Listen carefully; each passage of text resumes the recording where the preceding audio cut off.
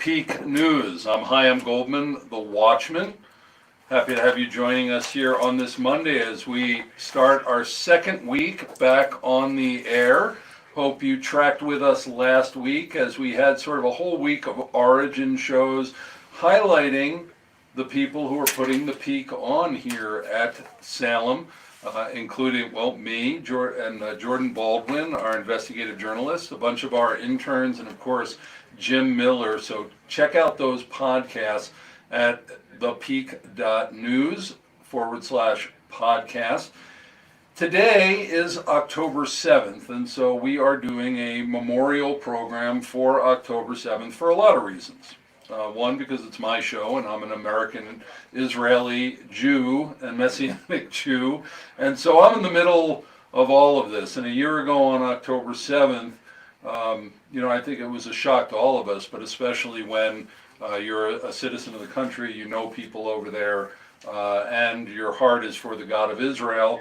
It's going to hit you in a lot of ways, and immediately started taking steps to talk about it here on the radio, working with the county commissioners and the city council to pass resolutions condemning it, and a lot of things that I did here. And so a year later, wow, it's amazing. It's a year later, here we are, and so much has changed. And so this is a hyper-local program. We bring everything back to the Springs, and so what we're going to be doing today is recapping what happened a year ago, what's happened since, and all in all, really about how do you fight terrorism? Because when that attack happened, it didn't just affect Israel, it emboldened terrorists around the world to do the same and to want to bring those. And we saw what started to happen in America, but it's grown somewhat silent as Israel has been so successful. And maybe if you don't listen to alternative news, you don't know what's going on over there. The success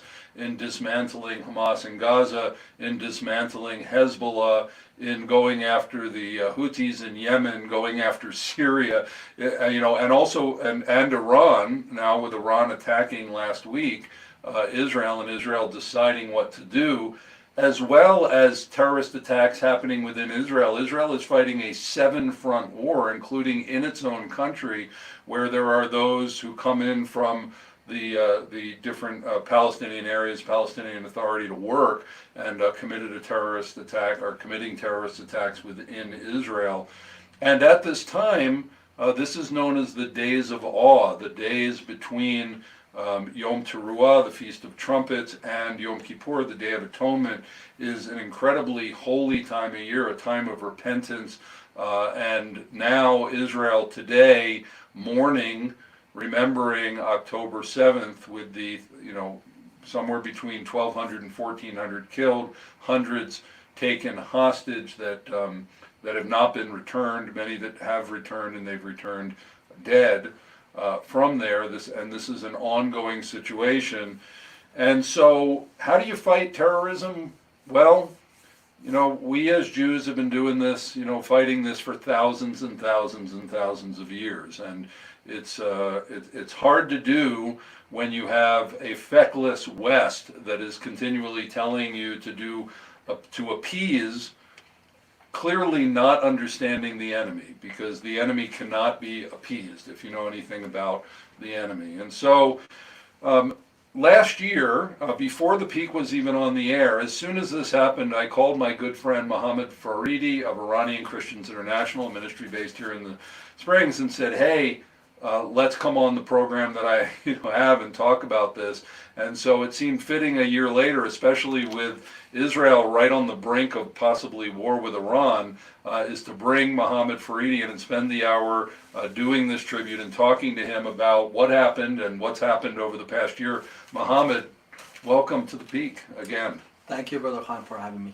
It's great to have you here, and I love you, my brother, and it's amazing, our backgrounds here, me as an American a Jew who became Messianic, I'm a Jew who believes that Jesus is the Messiah, and Mohamad coming from Iran as a jihadist Iranian guard set up to, kill Jews and destroy the West, and then coming to faith in Yeshua, in Jesus, and that radically changing him. And I know that we're here on conservative talk radio, not Salem's religious stations, but you need to know what happens when a Jew and a Persian and a Jew and an Islamist come to faith in Messiah, that there's peace and friendship and love, and this is really the only thing that seems to bring peace in this world. But while we fight for peace, we try for peace, we also have to fight against the enemies in the natural. And so we're going to be spending this program talking about how do we fight terrorism at home and abroad, and certainly a big topic for our region with all the military that is here. And I want to let you know before we go to the break that there is a memorial planned for Acacia Park at 6:30 tonight, October 7th, down in Colorado Springs, to join Jordan Baldwin, who actually is our investigative journalist here on the Peak, had a heart to do it. And so please meet us at 6:30 tonight down at Acacia Park, downtown in the Springs, for a memorial, a time of standing in solidarity with Israel and the local Jewish community, a time of remembrance, unity, hope, prayers, song, and remarks from community leaders. I'm Chaim Goldman here on the Peak News. We're doing an October 7th tribute. We'll be right back. Okay.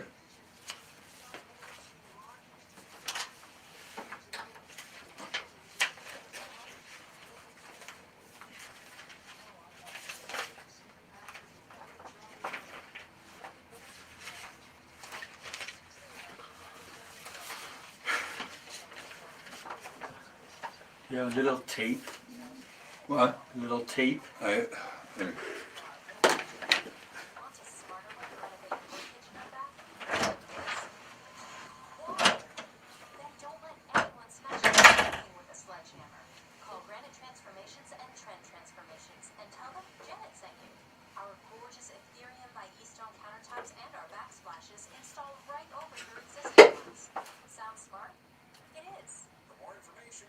Transformations.com. That's Transformations.com.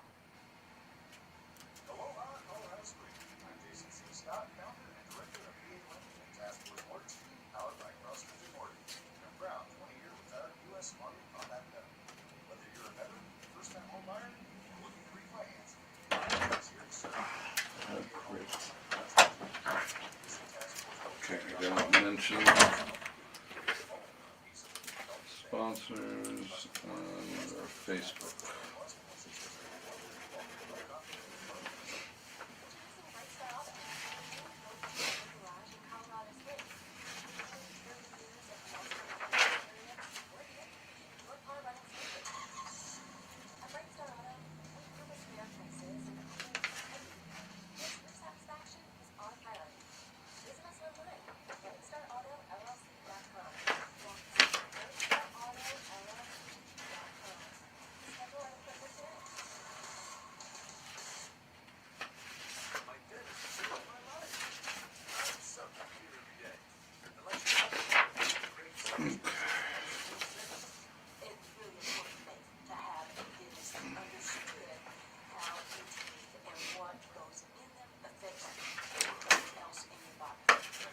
So I'll give a little synopsis from the Israel side, then you maybe fill in, what you think was happening with the rest of the, with the Arab world when this was going on and how they viewed it, and so we'll bop back and forth. We're on page 2 talking about, giving sort of an update of the whole thing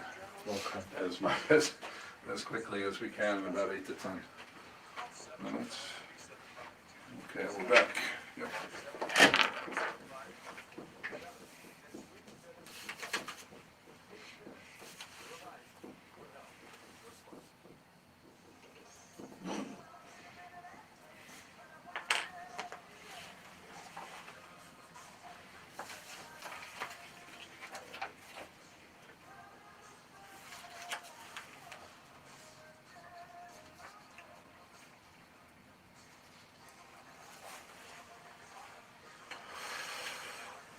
Welcome back to the Peak News. I'm Chaim Goldman, the Watchman. You're listening to us on AM 1460 and FM 101.1, The Answer. And also, if you'd like to take a look, we're on Facebook at the Peak News Media. That's our channel on Facebook. And I believe we're also streaming on YouTube at the Peak News or something like that. If you see two guys sitting in a radio studio, you'll know that you're in the right place. But otherwise, stay right here. You're in the right place, listening to the Peak as we do a tribute to October 7th. 1 year ago today in Israel, Hamas came over the border and massacred so many innocents, including hundreds of young people at a music festival, took hostages. And the world has not been the same ever since. And it seemed, at the time, what an embarrassment, what a failure of intelligence and everything in Israel. And Israel, really reeled from it for obvious reasons. I mean, when you have, your women being raped and people being beheaded and, babies being put in ovens and, I mean, really barbaric stuff. And I hope that people have seen how Israel has sought to fight this war, taking apart the infrastructure that really was a whole area that was all about terrorism. And so we're finding out in Lebanon also, and what they were planning up there to invade the north. It's amazing that it didn't happen. Taking out hundreds of thousands of ballistic missiles up there in Lebanon, going after the Houthis in Yemen, going after Syria, and keeping the civilian casualty count so incredibly low. Israel has such amazing intelligence. Of course, look at what's happening in Russia and Ukraine in any war. There's supposedly, especially in urban warfare, the potential of a 9-to-1, non-combatants to combatants. And Israel, in some ways, is coming out in below 1-to-1. In a lot of this, especially regarding the pagers and the cell phones that we'll talk about in the next segment, maybe the most strategic attack ever. So Mohamad Faridi of Iranian Christian International is with us, and he, his background is as an Iranian, an Islamist, a jihadist. Mine is originally as a secular Jew in America, but came to faith and also became an Israeli citizen about 20 plus years ago. And so here we have people who are men of faith, really on two sides of a war that's been going on for thousands of years, and yet we're here, to talk about liberty, freedom, fighting terrorism, and what it takes so that we can be free. So, from the Israeli side, Mohamad, obviously things have really turned around in the past year, and really the Middle East is being changed. How quickly Israel has been able, especially going into Lebanon and now everything that they're doing. But how is the Arab world, the Persian world, in Iran seeing what Israel is doing? Here in America, people are mad at Israel, but it seems that freedom-loving people around the Middle East are in a way, whether they can admit it or not, loving it. Yeah, if you have traveled any, if you're cultured any, and you would not think that Israel have no right to defend itself, or any other country. If you get invaded, you have to retaliate. You have to answer them. So there's the two parts in Middle East. If you could separate the governments from the people, for example, the Lebanese government or the Hezbollah of Lebanon, if you can separate it from the people of Lebanon, the Lebanese, the regular Lebanese that they want to live their life in freedom, go work and do their thing, they're very happy about what's going on. Their enemies, the common enemy they have, which is Hezbollah, the common enemy between Israel and the people of Lebanon, is being eliminated. So they're very happy. I've seen trays of baklava and people putting a colorful dress on and celebrating it, because some really evil people that they're oppressing the Lebanese people have been taken out by Israel because they could not defend themselves. They could not go out on the streets. When they have, because they don't have no guns, they were decimated. But now Israel is taking care of it, because this enemy, Hezbollah, has been amazingly, strategically have been eliminated. And then in just a few weeks. It's amazing. Something that's been a terror threat for 20 years. We're talking about major terrorists that they have been always able to poke at Israel and then hide. And it seemed that it wasn't never enough intelligence to get him. Or Israel thought if they attack him, it would be a bigger retaliation. But I think Israel is at a point now that they know that they have the capability by themselves, without the support of Israel or the Western leftist government, such as America or France, Right. or places like that. They can take care of the issue in Middle East themselves. And then when I talk to the Iranians, or when you see Iranian Persian population commenting on varieties of social media, how much they appreciate what the Israeli IDF is doing to the Islamic regime. They're just so appreciative. They're just finally saying, thank God that Israel is going to war to take this Islamic regime out of Iran. Yeah, and so, you know, if you're listening to this station, you probably are, you know, on the conservative side and a supporter of Israel, but it might be, you know, confusing to understand how, you know, because Israel is, I mean, bombing and bombing and bombing. When they killed the Hezbollah leader in Nasrallah, supposedly they dropped 80,000-pound bombs on the compound. They really wanted to make sure he was dead. I mean, this is the person that was keeping it going. And now Iran, you know, is losing its proxies, and is worried. You know, now they sent almost like 200 ballistic missiles Israel's way, and not one of them killed a Jew. There was some damage in Israel, but it's really miraculous between the Iron Dome and the other arrow systems and ways that they're taking these things out. But really, if you don't believe in God's protection, you know, 200 missiles and nobody getting killed, it's amazing that these systems are working as well as they are and that the missiles are falling elsewhere. But to understand, while people in America are protesting that Israel is the problem, Israel really is the one that's standing against world terrorism, because there is no negotiating with these people. There really isn't. The ideology is there that they need to kill the Jews, and the small Satan of Israel, the big Satan of America. And if you give in, or, you know, give them money or try to negotiate, you find out that that doesn't work. They don't have Western sensibilities, and it seems that most of the West doesn't have Western sensibilities anymore. So Mohamad, I'd like you to, you know, talk about the need for showing power in this situation when you're fighting terrorism. One thing before we go there Okay. is that in the West, in the Christian worldview, even if you're not a Christian, you still value life. In the Muslim culture, you do not value life. So when we were we were being trained by the Islamic regime, the IRGC, the Revolutionary Guard, they didn't teach, okay, you kill them, but you just try to save your life. No, it's about killing and dying. So with this type of enemy, you cannot be just like be casual, you're appeasing him, or try to somehow cut a deal for peace. They do not understand peace. There is no peace in all of Islamic world. Their peace is, I have to eliminate the Jews in order to have peace.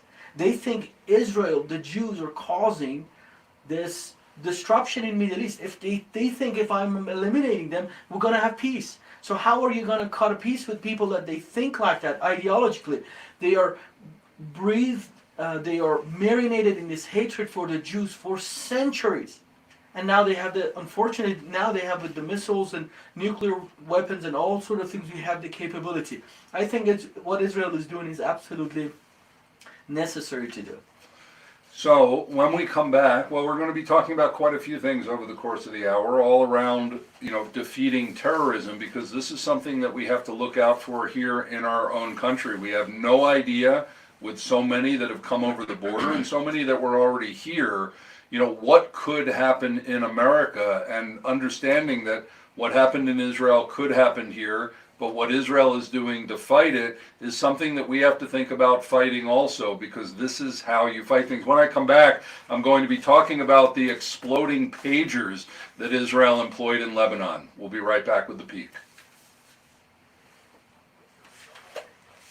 Cool. Okay. So I only have about 5 minutes, so it's going to take me that to sort of tell the story.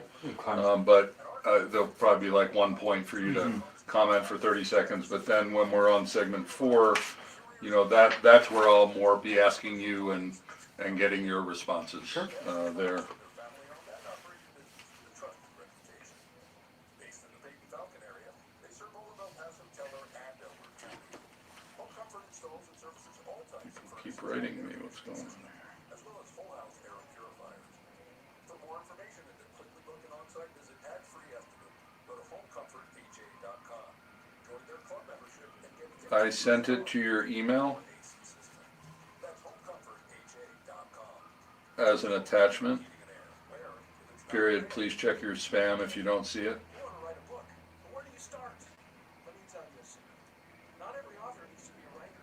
Just like building a custom home, you can hire our writers, editors, and signers to help you craft and publish your message. At Believers Book Services, every day we help business leaders, coaches, pastors, and speakers tell their stories and teach their lessons. For more information about how to publish your way, visit us at believersbookservices.com. That's believersbookservices.com. Are you worried about the economy? Three of my boys they hiked Pikes Peak Today? Today, yeah. They made it. They just made it there a little while ago. That's cool. Contact us at FRSFinancialGroup.com for more information. FRS Financial Group, regular people helping regular people. LPL Financial Group, figuring us out. Let us take this stuff. Or just the items on your Okay, now you got to get off the summit Larson, owner and chief electrician. before they close. For whole house surge protection to generator connection. Simply adding an outlet and everything in between. All-Star Electric is a veteran-owned family business serving the Pikes Peak region with residential and commercial service since 2006. We also specialize in large appliance repair and electrical issues others can't figure out. Google All-Star Electric, Colorado Springs now. Remember to unfurl the Israel flag. Express Printing is your one-stop family-owned print shop in Colorado Springs. In business for more than 30 years, Express is part of our community. Located at 3434 West Carefree Circle, Express Printing is friendly, fast, and affordable, offering a variety of printing, office, and design services. John and Barb will know you on a first-name basis and work out great solutions for all your printing needs. For more info, go to expressco.com. That's the letter X, expressco.com. Oh, that's so cool. They hiked the whole bar trail. Beautiful day for it. Okay.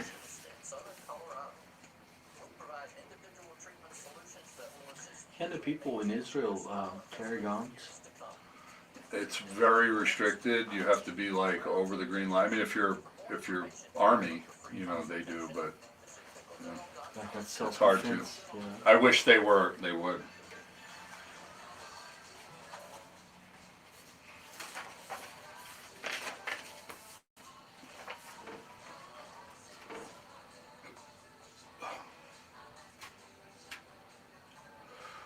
Welcome back to the Peak News. I'm Chaim Goldman, the Watchman. You're listening to us on AM 1460 and FM 101.1, The Answer. And also you could be watching us on Facebook, the Peak News Media, and also on YouTube.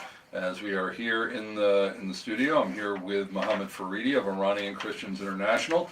And this is our October 7th tribute program. And we're talking about how to fight terrorism because what Israel has had to deal with for 75 years and before Israel became a state, what we as Jews have gone through over thousands of years dealing with people attacking us because we are Jews. We've learned a lot, and a very interesting news item that happened right before we came back on the air with the Peak is these exploding pagers in Lebanon with Hezbollah. And so during this segment, I wanted to talk about that, especially as the Washington Post just came out with an article a day or two ago giving more details about how Israel pulled this off. And, this is real spy stuff. I mean, this is amazing what Israel did. And so the Mossad, Israel's intelligence service, knowing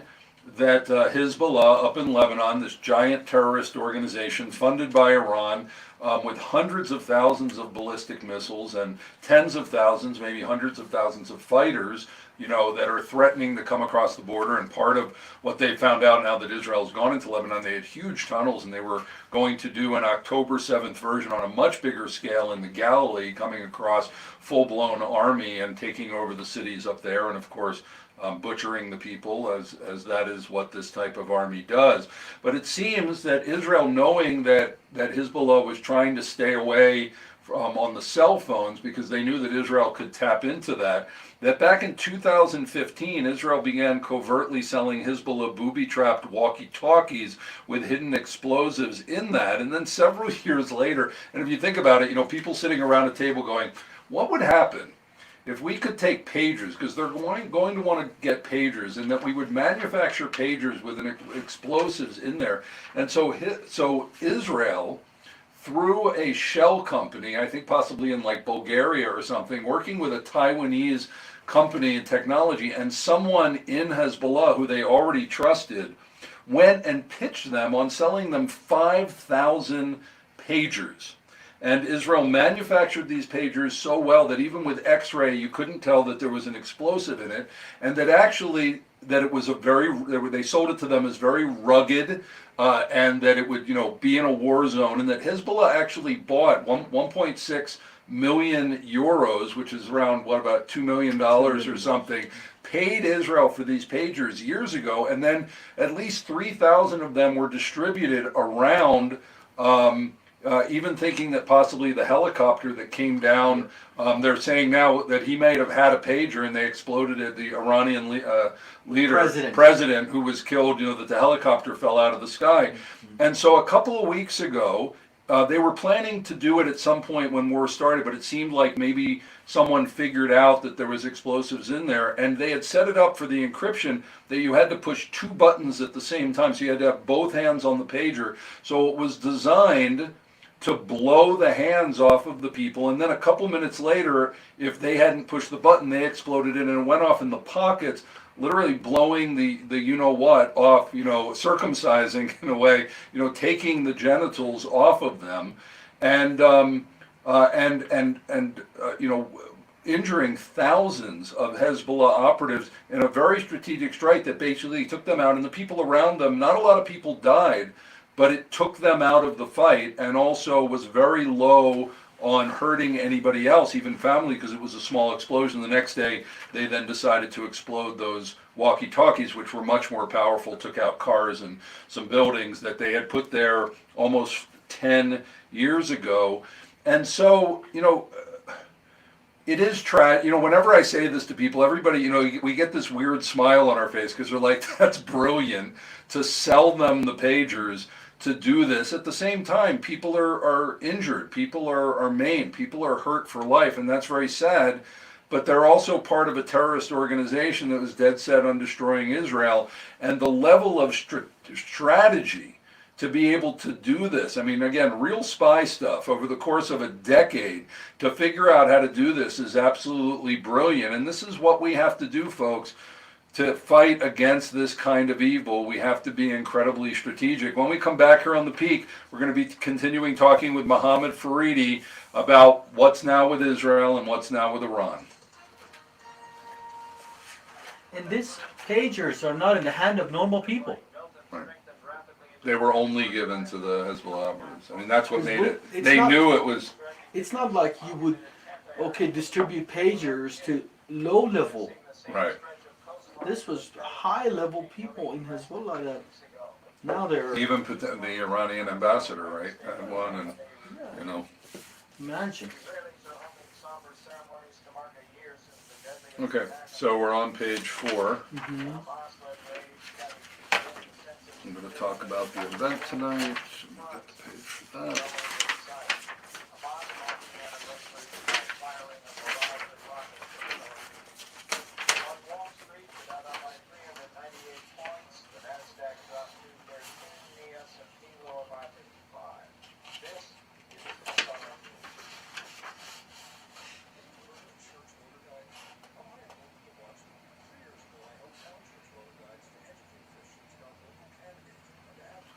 Thank you for doing that. Exclamation point. We'll see you at the rally tonight.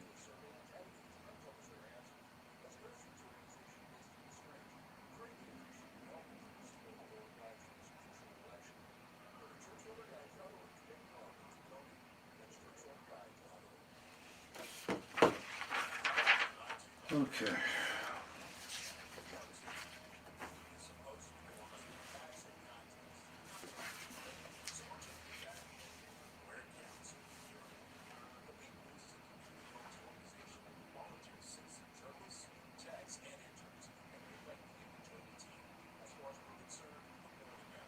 We've got a minute. Oh no, actually we're back now. Actually.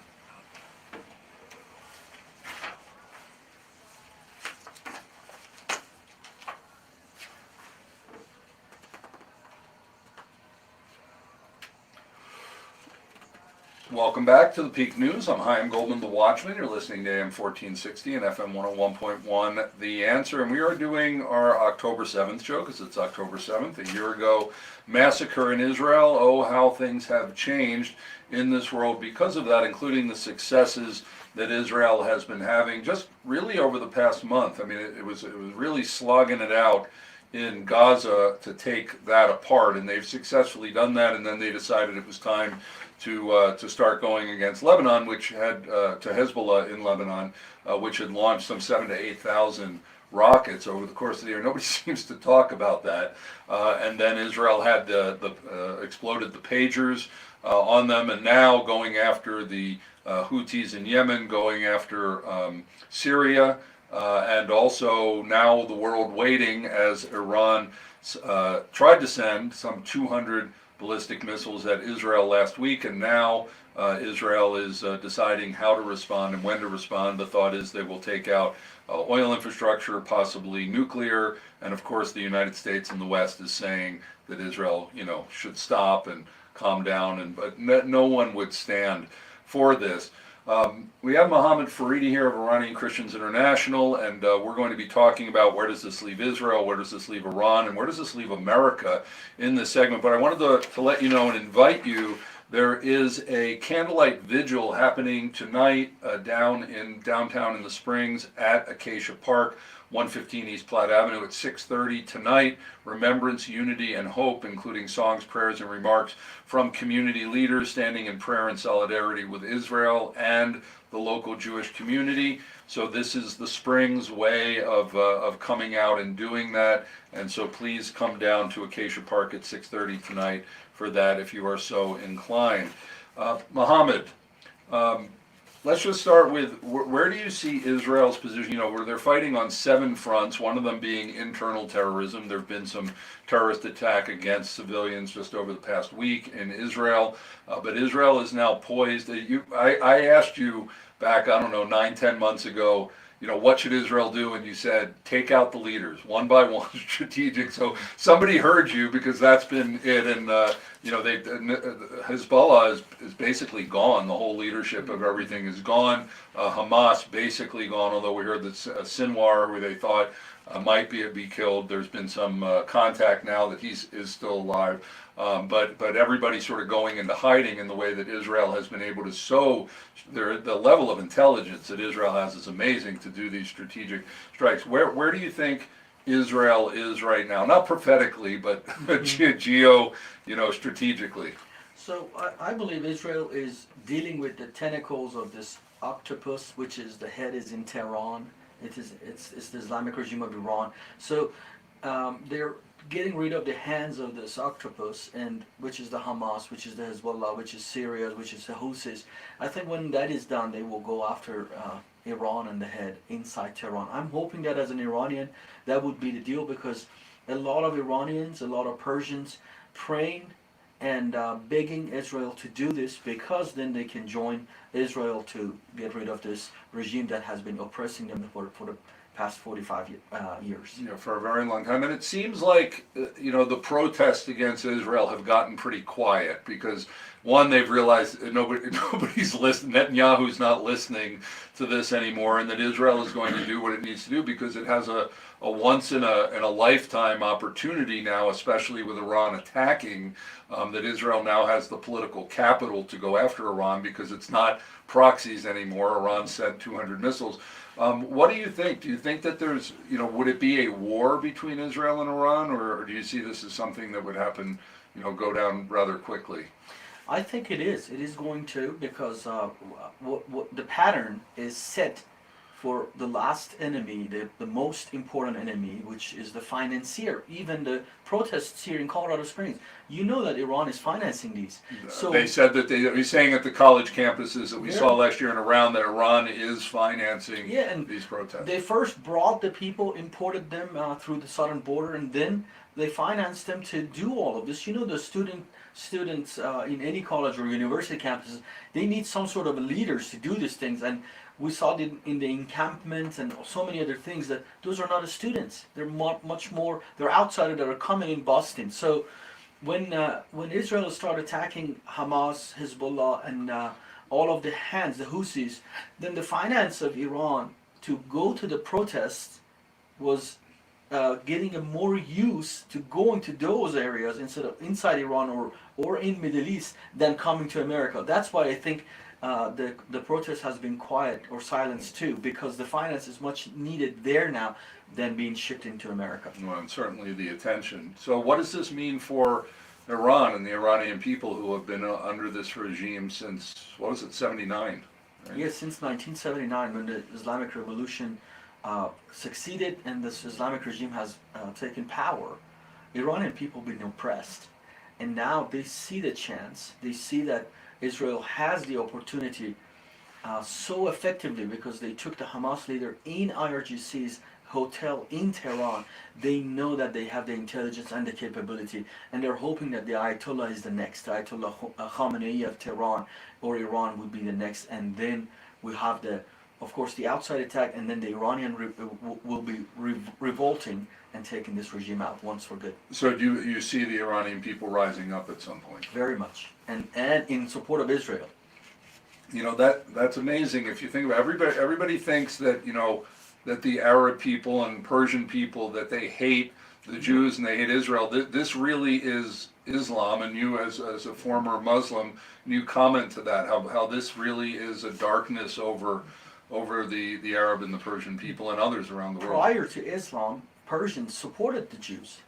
That's King Cyrus. You could see it in all of the biblical history with Nehemiah, Mordecai, Esther, and all of that. Persians, for the most part, they were very supportive. When Islam came, the hatred for the Jews came to the heart of the Iranians. But now, since 1979, the Iranians have been awakened to that this is not us. This is not our history. This is not our heritage. Israel is not our enemy. Islam is.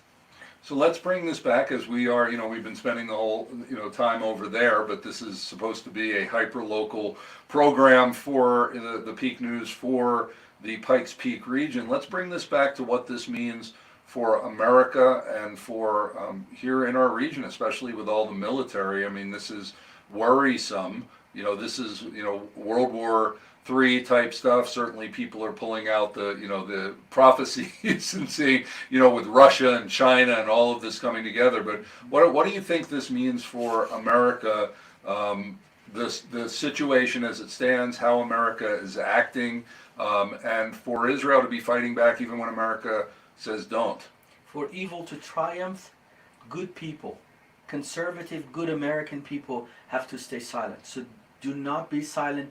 Do not be intimidated. Do not be politically correct. Come out, speak up. Come out to the support of the park, the Acacia Park, and make your voice heard. This is our country. This is us.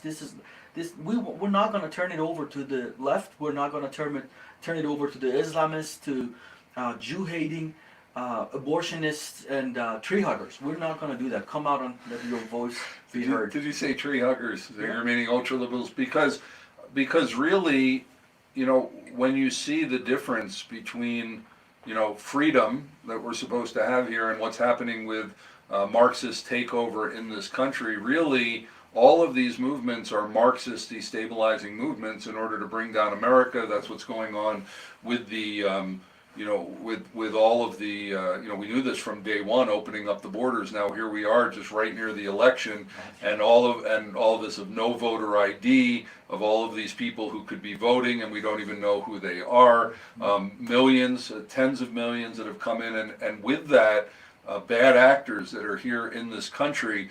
I was really thinking, will we get to the elections? There might be terrorism, but with what's going on in the Middle East, do you think that those who are in this country that were sent here as operatives, we had Kamal here a couple of weeks ago talking about, not on the Peak, but on another program that I do. He's Lebanese, and he came here as a cultural jihadist to destroy America. This is real stuff, folks. They were sent here in order to destroy us through culture.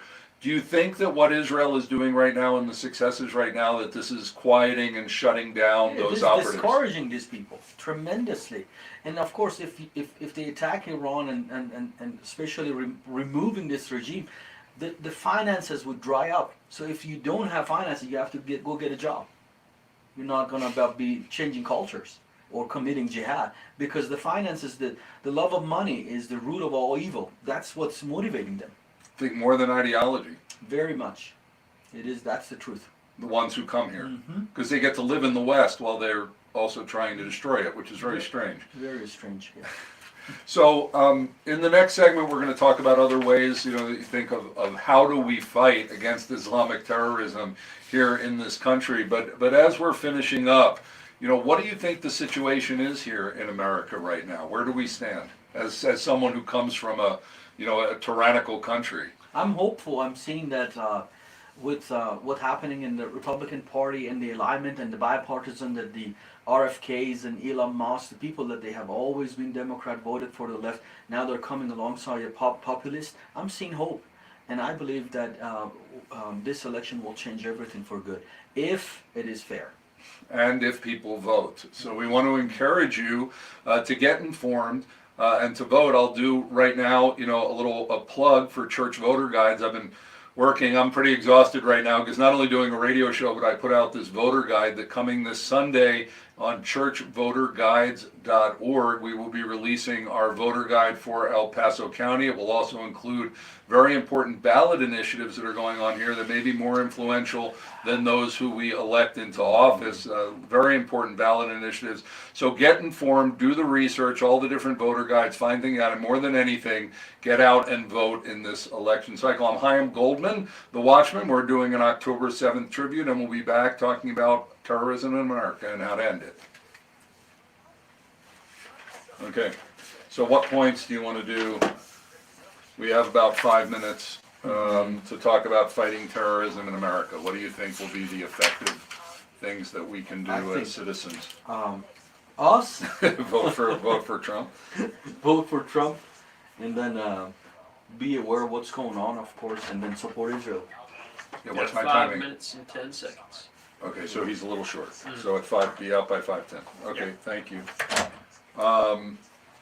What about, I don't know, what's your, talking to Muslims, dealing with that, talking to youth who are buying into socialism and things like that. Trying to get to our youth. What are some practical steps that we can give? So, you'll say, well, I won't say, but vote for Trump. Be aware. What are... And then, if you have a Muslim neighbor, your Muslim neighbors, they need to know they're in a Christian nation in America. Co-workers, don't hold back. So talk truth, be truth talkers. Yeah.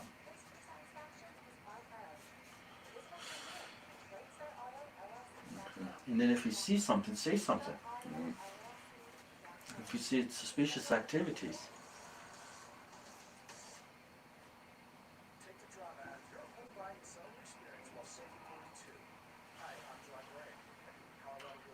Free speech.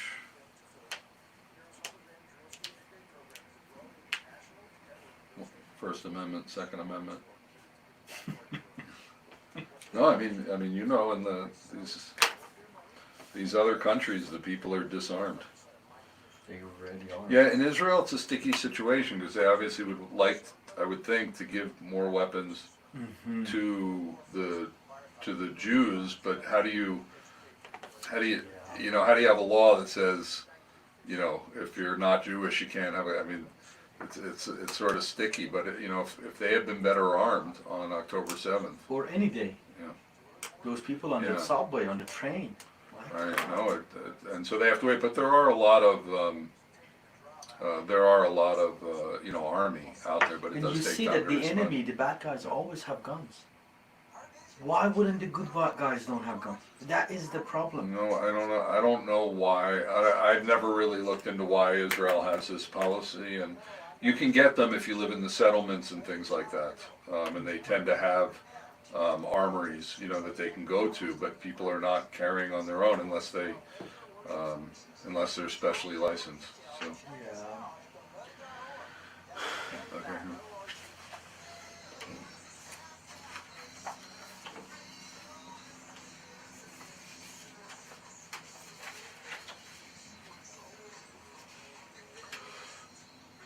Welcome back to the Peak.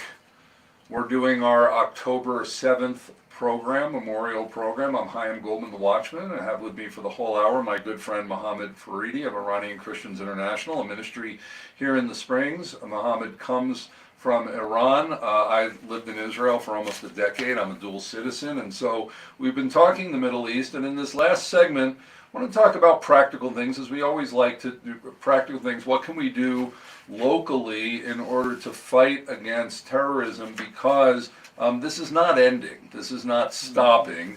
It may be quieted for a time, but we need to know that these people are relentless and they have a bloodlust.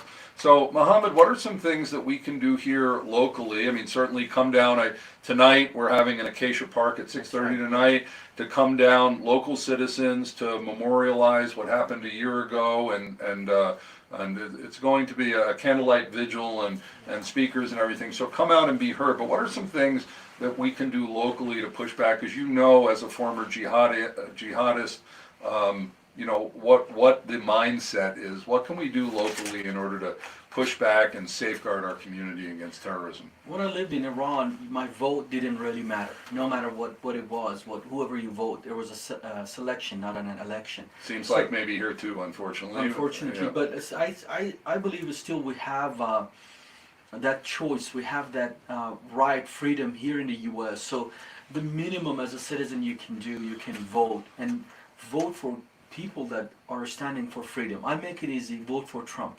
Vote for the people that they do not want to censor you. They are strong internationally and nationally. So vote for freedom, vote for liberty. And if you're thinking that it's always the choice between the two evil or Lesser of two evil. lesser of two evil, well, until Jesus is not on the ballot, Yeah, that would be your choice. If you and I, Chaim, were one on that ballot, that's the choice. It's lesser of two evil. We're people who have mistakes, but one of us is standing for life, is standing for Israel, is standing for freedom, standing for First Amendment, Second peace, Amendment. of course. So, and that's the Trump Party. I believe we should be voting as strongly and boldly about it, and we shouldn't be held back in anything. And especially if we think that that the elections may be being stolen, or messed with. Well, the more people who come out to vote in this direction, maybe it can overcome that level of fraud if it's going on. Well, we can sign up and be poll watchers. We could be ballot chasers. So many things that we could do as citizens. Not let it to be there, like turn to another Canada or Germany or Iran. We are here. This is our country, our home, and we should defend it with everything we got. Okay. Now, what about dealing with? There's a lot of immigrants in the country. Some of them come from Islamic influence. If you come across them, how can you talk to them? I know that's your ministry, talking to them about America, and so that they become actually citizens who grasp how great the freedoms are, and to not tear us down, but to build us up. Exactly. So in order for them to assimilate, they have to have American friends. They have to have some neighbors, some people that they invite them over, have them over to their homes and show the American way. Take them to church or something. They have to be exposed. We met a Palestinian woman here in the city of Colorado Springs. We're Iranians. We're immigrants, came here. When we invited her over for tea. She told us that in 15 years she hasn't been invited to someone's home here in America. How would you try to assimilate some person like that? And we have to come here in order to do your job. I think the American conservative can do that, and it would be opening up them for so many things, so many opportunities. And if there is some activities that is against the government or the culture, they can actually find out. So I would say, overall what we need to do is we need to exercise our rights. We need to be bold. We need to not back down, because we know that terrorists are bullies and they tend to take advantage of the weakness. So when we show strongness and we also show love, be a truth talker, be bold, stand up for the First Amendment, stand up for the Second Amendment. Disarming the populace is how these regimes come in and bring tyranny. We're up against a lot, folks, but God is on our side. well, God is on our side. there you go. And now we have Jim Miller and the Peak Rants on October 7th.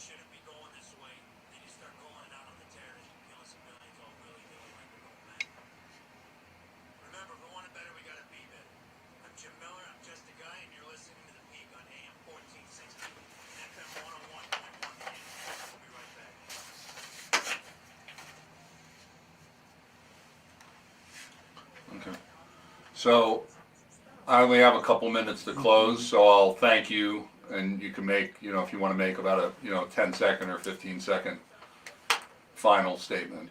But I don't have much time, but usually I say goodbye to the guests earlier, but now just bringing you into the last segment, so.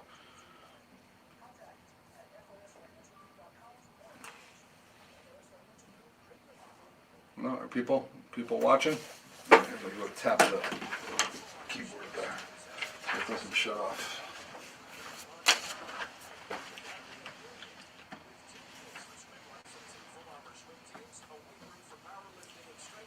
Tell if we have anybody on there.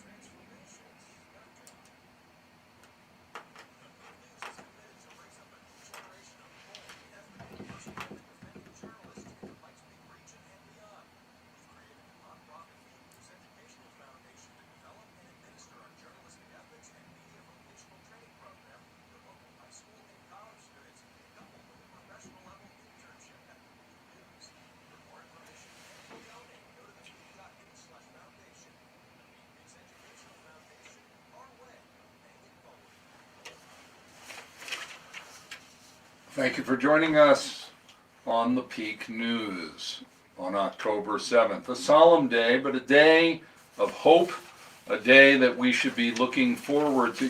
What can we do so that these horrible things don't happen to us, our families, our fellow citizens? Because the world is a rough and dangerous place. I thank Mohamad Faridi, my friend from Iranian Christians International, for spending the hour with us.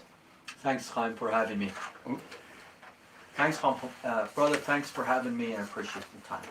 And I want to invite you to come down tonight, 6:30 p.m. at Acacia Park, down off on 115 East Platte, down in Colorado Springs. There's going to be a candlelight vigil remembering October 7th, what happened in Israel a year ago. Remembrance, unity, and hope, including songs, prayers, and remarks from local community leaders. Stand in prayer and solidarity with Israel and the local Jewish community. Well, here on The Peak, we air Monday through Thursday, 3 to 4 p.m., so we'll be back tomorrow. We will have Jason Lupo, and we will be reviewing the Colorado ballot initiatives, doing an overview and giving you some background on those, because there's 14 of them, plus ones specifically for the Springs, but 14 ballot initiatives on the Colorado ballot. On Wednesday, Pastor Mark Cowart of Church for All Nations will be here talking about how the local church should engage with the elections. Please check out our podcast on our website, thepeak.news. Coming up next is a Larry Elder Show here on The Answer. The Peak, we say the quiet stuff out loud, and in our second season that we've now started, we're saying it even louder. Stand up, my friends, against the evil for such a time as this. I'm Chaim Goldman, the Watchman. Shalom.